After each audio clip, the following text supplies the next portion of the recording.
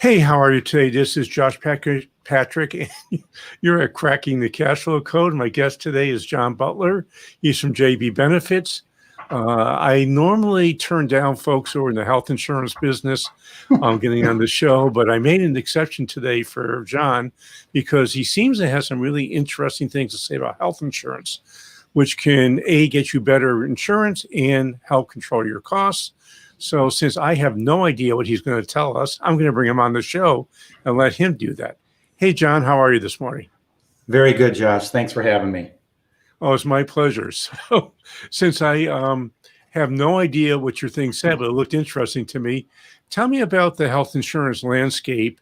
And I know that an awful lot of blue-collar business owners listen to the show have somewhere between 15 and 40 employees, and they're just sick and tired of paying through the nose for health insurance getting crummy coverage. So what do you tell folks like that? Well, crummy is not the word that I'd use. I wrote this book, shameless plug, Health Insurance Sucks. Okay, well, that's about the same. It tells you a little bit about how I felt about the whole situation before I started down this road of even writing the book. So I've been in the brokerage business since 1996, been in the financial insurance business since 88.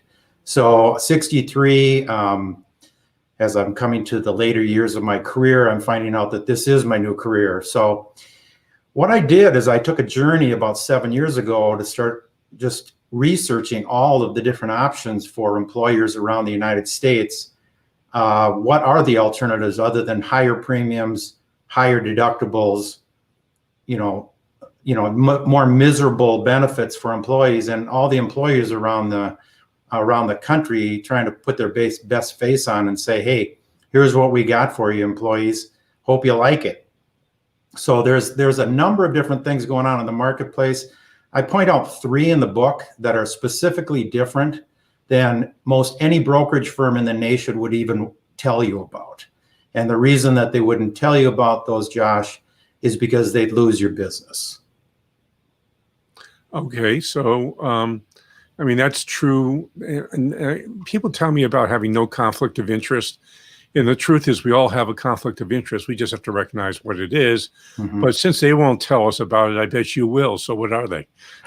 Well, that's a good opening question, frankly, because, the insurance companies write contracts for brokers out there and they can be let go for cause, basically. So if I have a contract with one of the major health insurance carriers in the nation, and I'm peddling my insurance products to employers around the area that are in the small to mid-sized business, like you mentioned, they are running the show because they are paying my salary in some way, shape, or form. It's interesting because I had this flash of something that came into my head years ago. There isn't an invoice that you pay to a brokerage firm, is there? There's just no. I think most of our listeners know that insurance companies pay brokers, and that's who they're really working for. Yep. But I'm really curious, what is it that the guys can do that's going to save them money and get better coverage?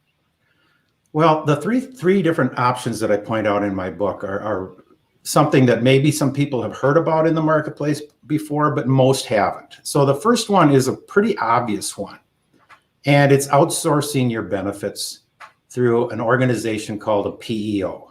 And yep. Josh, you've heard of PEOs before. I'm very well PEOs. So as I started researching all the PEOs across the nation, I realized that there are some PEOs that want the health insurance inside that PEO. And that health insurance inside that PEO goes up in price and down in benefits, just like everything else in the marketplace. It may have some minor advantages, but that is still true. Okay, so the newest PEOs now have the ability to carve out the health care. So in essence, now I can outsource all of my benefits, but I can customize my health insurance to the way I want to do it. So the second option that is not really within most people's purview is something called coalition plans, which has started flourishing around the nation pretty quickly here over the last 3 to 5 years. And what that means is that if I'm a company of 25 or 40 employees, I can join a coalition, which is similar to like a captive in the workers' comp space or in the car or PC space.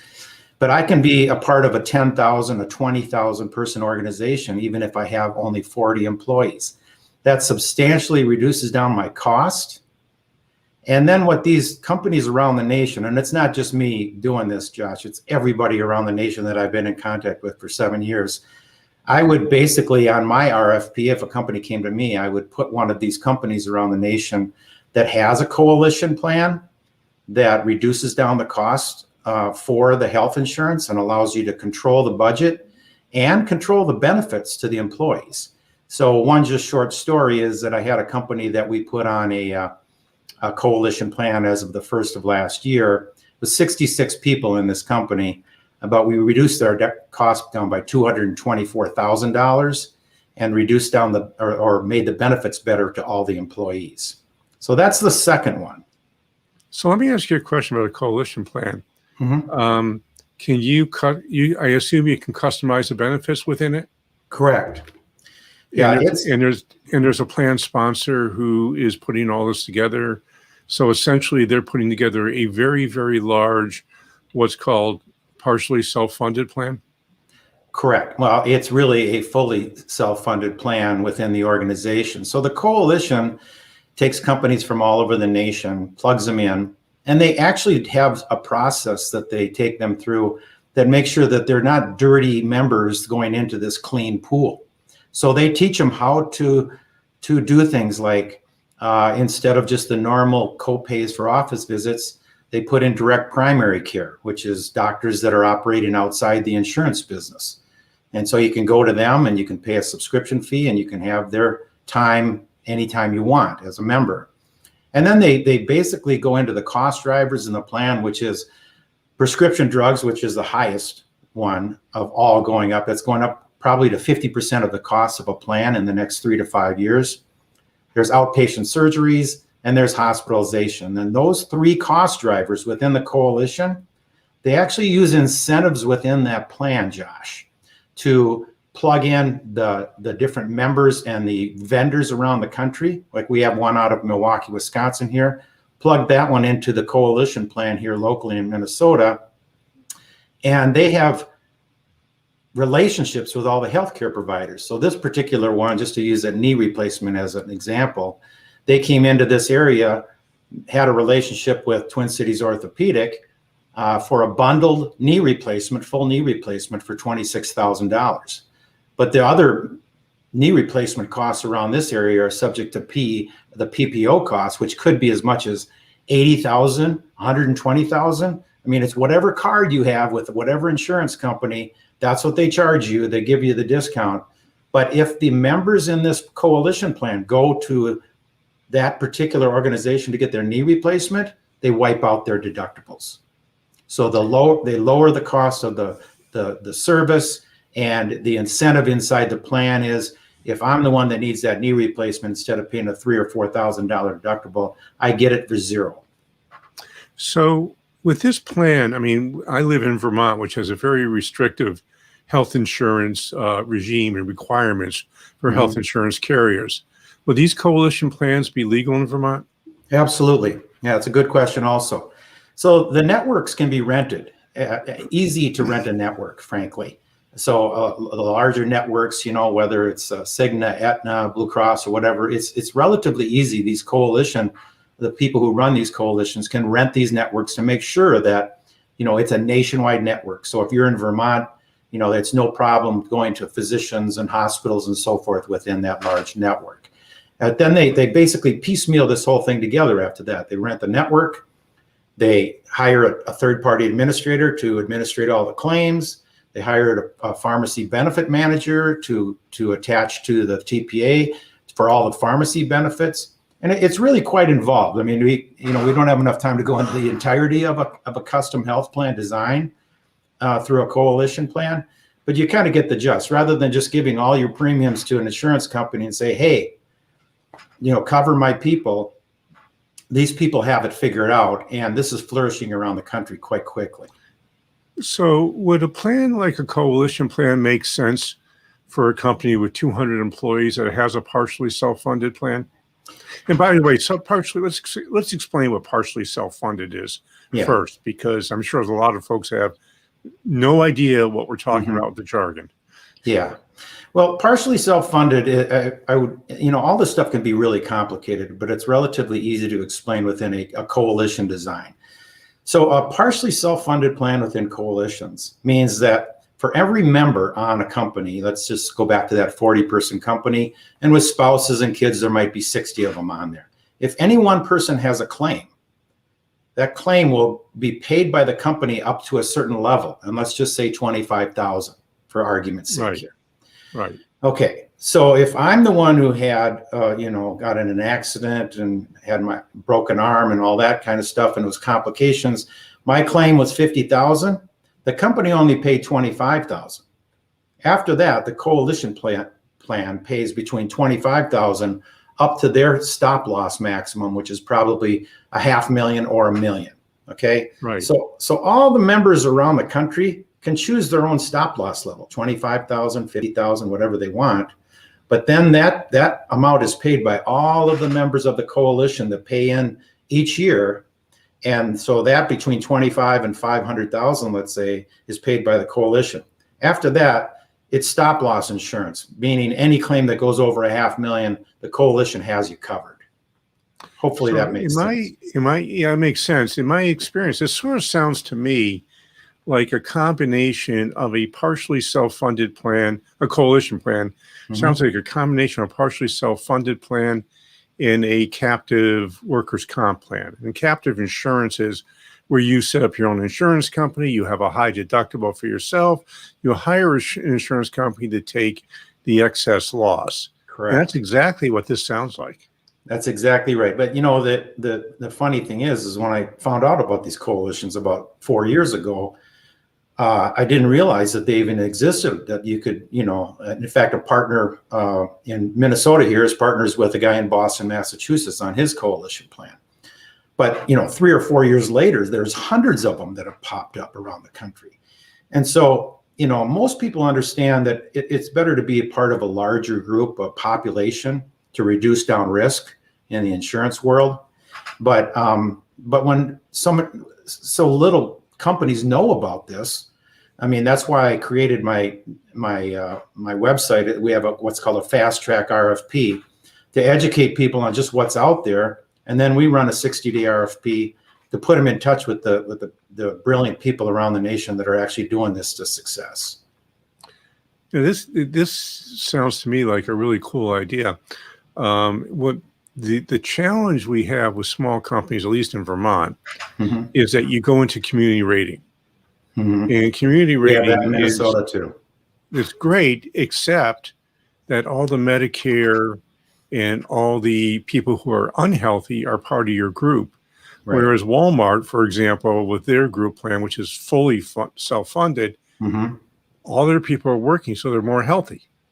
Right. So they get a better rate out of the box. And I'm assuming that because I'm in a big group with hundreds of thousands of people who are mostly healthy, my rate will go down significantly. Right.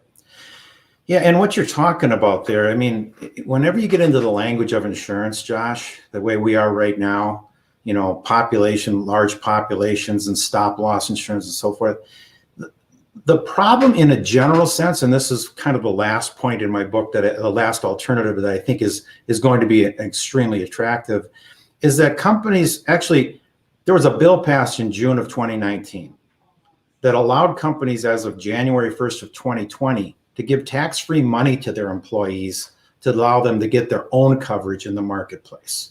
And I'm not sure if you've heard of this before, Josh, but have you ever heard of something? It's an acronym, but it's called an ICHRA. Have you heard of that phrase before?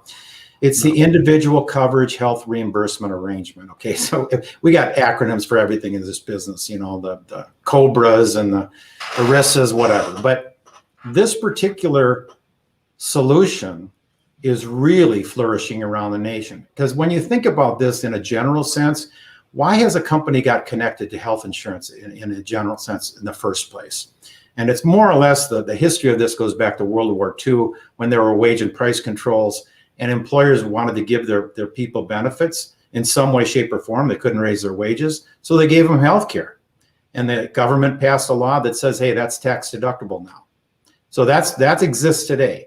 But what it does do, and this is one just question I ask in my book, if you were my boss, Josh, and I was a part of that 40-person company, and you had a car insurance plan that said, hey, you know, we have the ability to deduct this, you should jump on our car insurance plan. And then I find out that 2 people within your population of 40 had DUIs and cracked up their cars, and my rates went up by 25, 30%. You'd really question the legitimacy of why are we doing that? I mean, my record is great, right? So it breaks away the company from a risk management principle. And this thing is there's TPAs around the nation that have kind of perfected this at this point. It's been the ICHRA has been around for decades, Josh. You probably have heard of health reimbursement arrangements. Yeah, I had one at one point, actually. Okay, so now within literally about a year and a half's time, and through the help of this thing right here, technology has advanced this thing to where I can plug your company in Vermont. I can give each employee $500 a month, tax-free, and there's TPAs that basically do all the reimbursements for your employees. It looks and feels just like your group plan, except for now I own my own individual plan and I customize it to my deductible, my network, my family's needs, you know, co-pays for prescription drugs, however I want to do it. And you, the company, just give me tax-free money. And I think that that's going to be quite a flourishing product around the nation here. Well, again, you know, in Vermont, if you buy individual insurance, it's through the exchange, and the exchange is not cheap. So how do you get around that? Well, there's a number of different ways. I mean, you're right. In Minnesota here, the insurance rates for individual insurance rates are a little less expensive than around the rest of the country. In fact, I think it's New Mexico and Minnesota and Alaska, the 3 of the cheapest states in the nation. But another thing that is coming into play, and this basically I go into the last 2 chapters of my book in this. I'll just use me as an example, Josh. Our coverage in 2018 was going up for me and my wife. We were 60 years old at the time. Was going up to $1,800 a month for a $4,000 deductible. Now what we have is a choice, and we chose a health sharing plan, which is my choice, my wife's choice. We have a $1,000 deductible now, and together it's $367 a month. And so I'm not sure how familiar your audience is with health sharing, but Not at all. Most people have heard of MediShare before, but you know, MediShare is. I've heard of neither, so please explain. Yeah, it's a really simple concept. It's been around for over 40 years. Basically, people pay in outside of the insurance system now. They pay in a set price each month. Ours is $367. We pick a plan. We pick the $1,000, you know, deductible plan. You can pick $2,500 or $5,000 and make your costs even cheaper. But all of that money goes into all. You know, I'll use one. There's one that has 400,000 members in it. So my premiums or my cost goes in around the nation with all these other 400,000 members. And anytime we have a claim that hits $1,000 or more, it's shared by the members in the group. Now this is. So I have a question for you. Yeah. I had a cancer experience about 13 years ago. Mm-hmm. I don't know what the actual cost is, but my thought is about $800,000. Yep. My wife had lung cancer surgery about a little over 5 years ago. So would I get thrown out of the plan because of my high cost of insurance? No, but that's a really good question. So here's how that's evolved in the health sharing space. And remember now, I'm a person on your company plan. You've got 40 employees. I'm just choosing this myself. You can give me the $500 a month and I can get an individual coverage and use that money tax-free, okay? Or I can choose this health sharing plan, which I'm just using an example right now. So how that works in the health sharing space is that there's companies that will accept everybody, but they have a pre-existing condition clause in there. And how that works is, and I'll use my wife as an example. If she did have cancer within the last 3 years, that is a pre-existing condition. She would not be covered for that cancer in the first year. In the second year, she'd be covered if it reoccurred for 25,000 of coverage. In the third year, 50,000 of coverage. And after the third year, she's completely covered under that plan. So there are risk management principles in here. But again, if you're that company that just said, hey, I'm just going to give you all $500 a month, which is now your budget, right? In Vermont, your individual insurance is probably pretty expensive, right? But It's that relatively expensive, yeah. yeah, but that does mean that you have disconnected from the risk management principle, which means that there's not going to be a company like Blue Cross or Aetna or Cigna coming back to you and saying your rates are going up 20% because you own the contract.